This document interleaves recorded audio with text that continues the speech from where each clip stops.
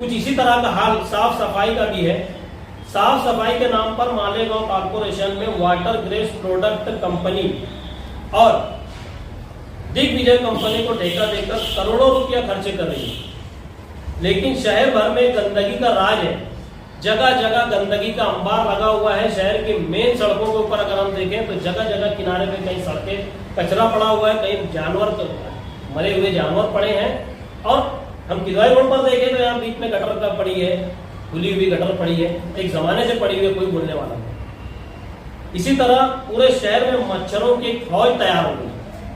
Corporation समेत सियासी पार्टियों का पोल खोल रही है ये गंदगी और ये मच्छर। Social democratic party of India हकीकी नुमाइंदगी के तनाजुर में रास्ते पर उतरकर किसी भी दिन सुबह की अव्वलीन सातों में हम झंडा डंडा लेकर एहतजाजी तर्ज पर सेंटर पर पहुंचेंगे, हाजिरी सेंटर पर। उसके पहुंचने के बाद वाटर ग्रेस और दिग्विजय कंपनी के लोगों का, एसडीपीआई कॉर्पोरेशन के अफसरान का भी जो हाजिरी लेने का काम है अपने अंदाज में करेंगे इंशाअल्लाह।